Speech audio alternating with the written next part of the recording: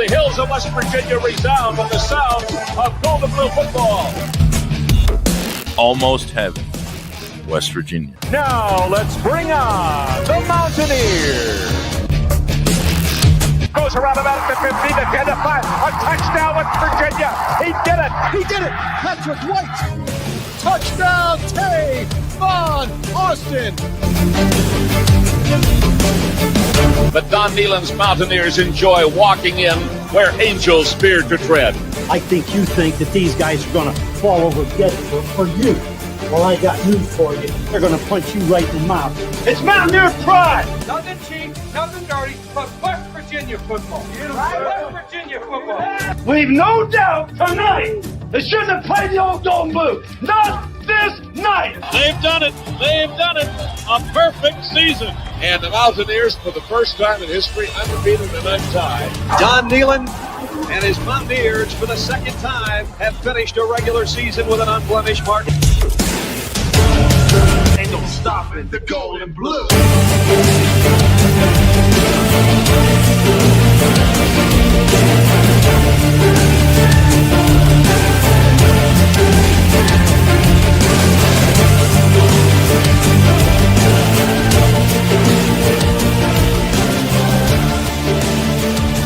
It is a great night to be a Mountaineer wherever you may be.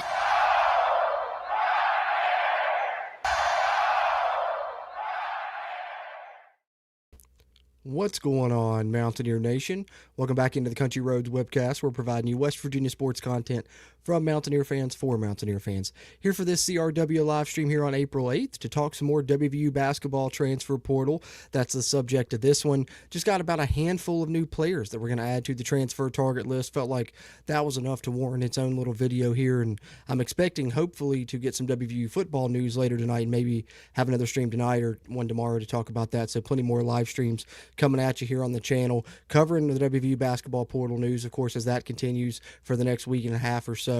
And then, of course, we'll be talking spring football as that continues. So be sure you're subscribed here to the channel if you're not already. Hit the like button while you're in here, whether you're watching live or on a playback. That'll help out. But got some exciting news to talk about here. You guys know the transfer tracker's been rolling. We've had multiple videos up talking targets, talking about the 3 departures thus far for West Virginia, talking about some upcoming visitors.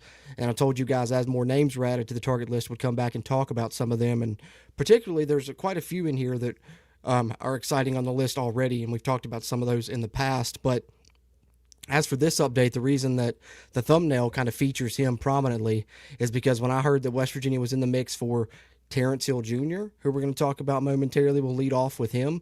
I was really excited because you guys know I follow UNC basketball, lived in North Carolina for part of my life. That was my first favorite team. You guys that have followed the show for a long time know all that old story. I won't get too much into that. I'll digress, but I just say all that to say, watching them in the NCAA tournament, playing VCU in round 1, and the entire game, particularly in the second half and in clutch time, I was just seeing this Terrence Hill guy hit crazy shot after crazy shot, just scoring at will. No one could guard him, and he was really impressive on the biggest stage there in the NCAA tournament. So when I saw he was entering the portal, I was like, someone's going to get a really good player. And then lo and behold, guess who's in contact with Terrence Hill Jr.? None other than our West Virginia Mountaineers. This will be a huge pickup.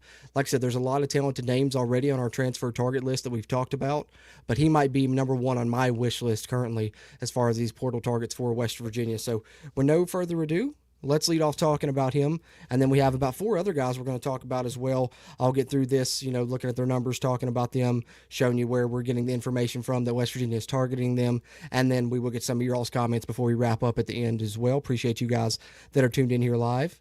So let's lead off here with Sam Kaiser, who's shared this on social media. Of course, League Ready being the source. VCU guard Terrence Hill Jr., one of the top players in the portal, has heard from these schools so far.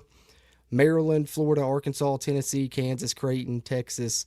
It's a long list. I mean, it's going to be a lot of suitors for Terrence Hill, but you see right there prominently, West Virginia, one of the schools he has indeed heard from.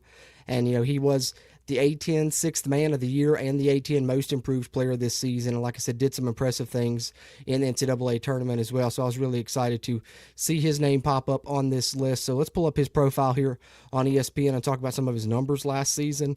And we'll look at his recent games as well, and I can show you what I'm talking about there in the NCAA tournament. But you can see would have multiple years left. He'd be, coming in as a junior.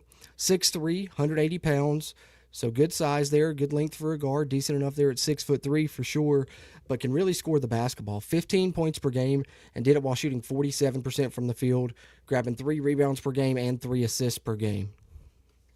You look at his field goal percentage numbers from distance, 37%, not too shabby. 84% from the free throw line is fantastic. Average nearly a steal per game as well. And his assist-to-turnover ratio, not too bad. You look at his performances in the tournament against Illinois, who we know ended up going to the Final Four, 17.7 rebounds. But the big one was against UNC, like I talked about there. 34 points, 5 rebounds, and 5 assists, and he shot 70% from the three-point line in that game. And he wasn't just shooting, a couple of times. He got 34 points and shot 57% from the field. That's what this guy can do if he gets hot. That's why I'm really excited about this prospect. An absolute really big scoring threat, maybe one of the biggest that we've targeted thus far. 14 points against Dayton before that, 18 against St. Joe's, 20 against Duquesne. So, all his recent performances were really good, highlighted by that one against UNC there in the tournament. So, super excited about Terrence Hill Jr. as we'll add him to our transfer target list, which we'll pull up momentarily after we go through all of the new names we're adding in here. Next up, let's see who we got here. We have a really good shooter we're targeting as well. Let me see if I can find... Yeah, this young man right here can shoot the basketball. Kansas State's Abdi Bashir. As you see, Sam Kaiser with League Ready sharing, he's received interest from the following schools: Duke, St. John's, Alabama, Arkansas, LSU, SMU, and of course right there we are, WVU. 6'7" guard, one of the top shooters in the entire portal. He's going to be setting up a visit to St. John's, so they may have, the early lead on him, but West Virginia is in the mix. And I think I have another source as well that cited him as one of the top shooters in the portal. Let's see. Yeah, we have it here. Kansas State transfer Abdi Bashir, one of the top shooters in the entire portal, drawing interest from some of the top programs in college basketball. Averaged over 13 points while shooting 44% from 3, and he averaged more than 8 attempts per game, which is really, good numbers there to shoot 44% with that, as we'll pull up his profile on ESPN as well to highlight that for you guys further. As you see, good length here. It's be another one of those lengthy guards, similar to the ones from Miami of Ohio we talked about in the past that West Virginia had targeted. Abdi Bashir also very long like that at 6'7", 175. Like I said, over 13 points per game, 2 rebounds and 2 assists per game. And then the most impressive thing, though, is, the marksman-like capabilities. 44% from the three-point line, only 69% from the free throw line. I'd like to see that number be a little bit higher, but an absolute shooter that you could put out on the wing and really have him score some points. You see double digits in 4 of his 5 recent games there, highlighted by a 22-point performance against Arizona State, where he shot 50% from the three-point line, which is pretty impressive for Abdi Bashir. So he's another new target for West Virginia. And still have a few more here we'll get to, and then we'll pull up the transfer target list and show you guys all the names thus far. But we have WVU Bagman as a source on a couple of these. He's been doing a good job keeping up with this on social media. Another guard West Virginia's in the mix for, and this would be a young guy. He's a freshman last season, so would come in as a sophomore. In Javante Edwards, WVU has been in contact with him per WVU Bagman. Let's pull up his profile here on ESPN. Look at some of his numbers from this past season. Definitely someone you would kind of be more developmental with him being so young. But nonetheless, 6'1", 175, a guard from Canisius. 7 points per game, 2 rebounds and 2 assists, and someone that you would suspect would only improve throughout his career there. Also averaged nearly a steal per game, so that'd be good for the defensive side of things. 36% from the field, 32% from the three-point line. You'd hope those numbers would improve throughout his career. But like we said, a younger guy that you're looking at there in Javante Edwards.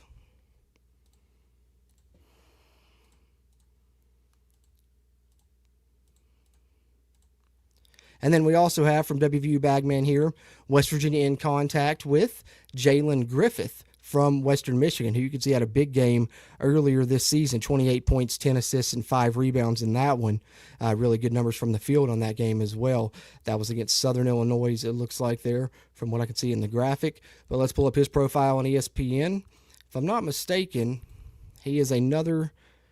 There's one more guy that's younger that West Virginia's after. So Jalen Griffith would actually be a senior. It's not him, but he is the most undersized player West Virginia is targeting. But you've seen in the few undersized players that West Virginia's going after, although he is the smallest, those guys can really fill it up. And do need to add in that Ross Hodge and company have a good history with undersized guards and having success with him. I mean, look no further than Honor Huff last season, but you can go back in their career in prior years and find other guards, Jason Edwards, etc. But 5'10", 150, Jalen Griffith from Western Michigan, 12 points per game, 3 assists, nearly 46% from the field. So not only can he really fill it up scoring-wise, he does it efficiently. 46% from the field, 41% from the three-point line, and 82% free throw shooter. Really good numbers there. Pretty good assist-to-turnover ratio as well thus far this season. And like I said, we saw him have some big games there as we showed in that graphic earlier, and he's another target West Virginia is in contact with, Jalen Griffith out of Western Michigan. And then just lastly, we have this one coming from Adam Zagoria on social media. And he says, schools that have reached out to Providence transfer Jameer Jones, who averaged 12 points and 4.5 rebounds and was one of the best freshmen in the Big East. I'd take that. And West Virginia's involved here, along with Texas, Texas A&M, Florida State, St. John's, Oklahoma State, LSU, USC, Georgetown, Oregon, Miami, and Missouri. So a lot of prominent programs, but West Virginia right in the mix. And I think that's something else that's exciting throughout this update that we've talked about with these targets.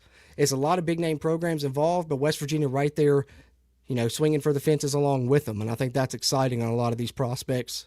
As we'll pull up Jameer Jones here on ESPN. And we see the 6'6", 218-pound freshman. So this is the other youngster that I was thinking of there.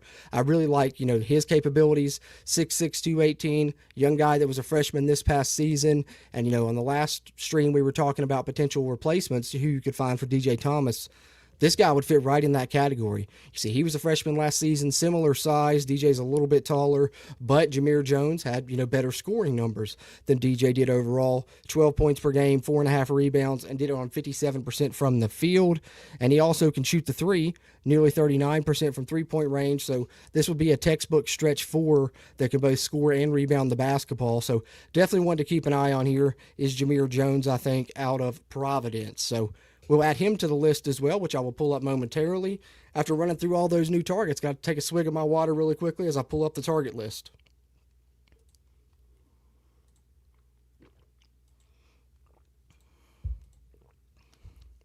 All right, so here we are. See if I can zoom this in a tad. All right.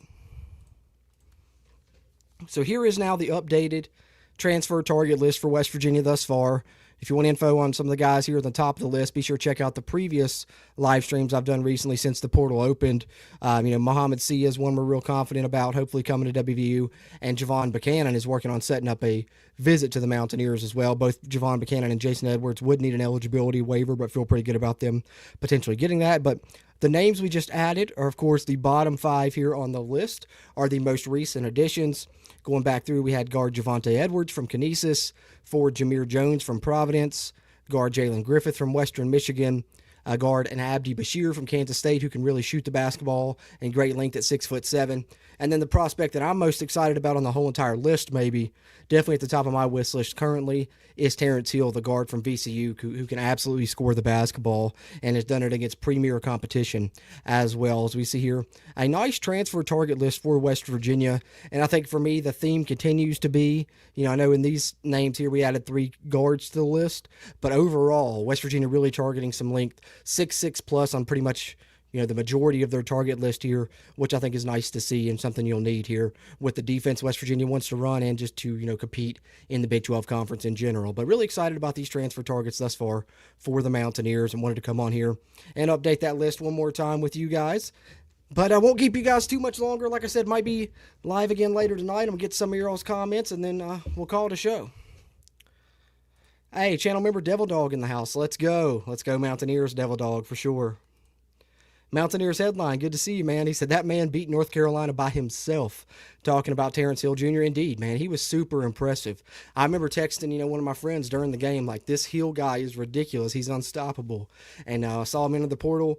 Was like, man, I'd love for West Virginia to get in the mix. Hey, we're in the mix. He's got a whole large list of suitors, a lot of blue bloods, a lot of competition. But the fact that we're in the mix is, a big step. Excited about that. Devil Dog 44 channel member with the warning and the nice suggestion at the same time. Like, sub, share, or the salty ass jarhead doesn't want to go Hulk smash on y'all. Hey, I don't want Devil Dog Hulk smashing anybody either. Don't make him do it. Just go ahead, like the video. Make sure you're subscribed to the channel and share it on your social media as well so we can get some more Mountaineer fans in here to chat with us. Appreciate that, Devil Dog. Mountaineers headline said, I'm hoping to see some commitment soon because all this news about potential targets is making me impatient. Yeah, I understand how that is. I'm wondering if there's going to be anybody that commits before they come visit, though. And so I sadly it feels like we're probably going to wait until at least Friday or Saturday to start hearing the commitments unless they do commit before they visit, which, does happen more often nowadays. But, Friday's the first day they can start taking visits. So we might be waiting another couple more days here till we hear about some commitments. But in the meantime, we'll talk targets. That's all right. We'll talk targets. Hey, Big Dan T, channel member in the house, says, let's get it. Rawson Mahaj. Hey, Rawson Mahaj already here in this portal cycle. I think we're going to have a really good one. I like a lot of the targets that we're going after. Like I said, swinging for the fences is what I call it, which is nice. Devil Dog 44 says, I like the 3-ball, but I'd love to have some bigs to dominate the paint. I want the Hope Coliseum staff to replace about 4 backboards every season. Just saying. Yeah, man. Same here. I'd love to see that also. The only problem you run into is that the most expensive position probably in the portal are definitely the bigs, especially when you're talking like 7-footers and then, elite guards as well. But really bigs are, hard to come by, I think, in today's day and age more than ever. Not to say West Virginia might not get some good ones. I think that we're in the mix for some good ones there in the portal. I think Seal from from Georgia Tech, would be a good one of those. And then some others that we're after. And still, fingers crossed on Paul Osaruyi reclassifying and maybe West Virginia ending up with him. That would be a big get. But definitely, we're going to have to get some bigs in here as well. I do like that we're getting a lot of lengthy guys that, can play the 4 and 5 positions if we need them to, like we saw this season when we had guys like, DJ Thomas play the 5. I think even Belo played the 5 at times for West Virginia. Ross Hodge can make it work without, traditional bigs. He had, the one traditional big in at Harlan OBO High and then kind of made it work otherwise. But definitely a luxury if you can get some more in here, Devil Dog. I understand that. I'm with you there. Mountaineers headline said, with how we finished the year, I'm hoping a lot of these guys see the potential in Hodge and what he can do. Agreed. And I think, the recruiting class from high school certainly shows that already. And if we bring in some big-time transfers here, we're certainly swinging for the fences on some big-time transfers. If we land, a few of these, a couple of these even, I think that shows and bodes well for the future with what the staff can do recruiting both the high school ranks and recruiting in the portal for sure. Devil Dog says, winning the crown put a ton of eyeballs on the program. Yeah, that couldn't have hurt. That couldn't have hurt in this process, especially with how the timing lined up, winning the championship just, 2 days before the portal opened. So that couldn't have hurt at all for sure. Eric Flower says, I hope we can keep the 3 guys with the extra time. That would be a jump start. Agreed, man. I like that we're targeting some young guys in the portal that would have multiple years remaining, but then, you still have that old worry. You get in a young guy and he plays well. Can you keep him the whole time? That's why hopefully more multi-year contracts are coming, maybe some more regulation in regards to how many times people could transfer. All of that seems to potentially be in the cards. So we'll see what happens. As Mountaineers headline says, just imagine if we get Paul to reclassify. We'd be golden if that happens. 100% agree, man. That's one thing I'm definitely keeping an eye on. That would be a huge move, guys. Say that, mention that in your prayers, when your superstitions, whatever you want to call it. Ask for West Virginia to get Paul Osaruyi to reclassify and join the program. You already have one borderline 5-star in Miles Sadler, highest rated basketball recruit in the modern era for West Virginia. If you could add Paul Osaruyi, he's even, higher rated in his class than Miles Sadler is in this one. He's the number 3 junior in the nation. You could get him to come in a year early. That'd give you another big already. You'd have Ali Odum, Paul Osaruyi, Miles Sadler, and if you do end up getting Muhammad Sia from Georgia Tech, that's another player that's played with that group. So you'd really have some chemistry among that small group of your team already with those guys and the Yusuf Ali connection and the Canada to West Virginia pipeline, so to speak. But Paul Osaruyi would be a huge get. Keep your eyes on it. West Virginia in contention for him. I think Arkansas, Houston, some other ones that are trying to get his services as well, get him to reclassify and come in this year. We'll see if he chooses to do so. Hopefully get news on that here in the near future. I feel better about West Virginia's chances if he does reclassify than if he does choose to stay in high school and play out his senior year. Not to say West Virginia wouldn't still be in the mix then, but if he reclassifies, I think you got a good chance of him wanting to stick with Miles Sadler and come to the Mountaineers. Hopefully, we'll see what happens with it. The Bella Vista Mountaineers. That's right, man. That's right. That's what it's trending towards with all those potential additions coming from that group. Which is, hey, that's okay. They've won the Natty at the high school ranks this past year, so that's pretty good company to have on your team for sure. So excited about those youngsters coming in, and then really excited about the potential transfer targets that we talked about here throughout this video and the ones that we've talked about in the previous streams. Like I said, be sure check those out as well for more info on the other guys there on the target list. As we see West Virginia reach out to more players, I'll update that target list with some more names, and hopefully we'll get some transfers in here in the near future as well. We can add to our transfer in list as we'll continue to track it throughout the portal cycle here for you on the Country Roads webcast. Keep you up to date with the WVU basketball transfer portal news. Like I said, we'll be live again here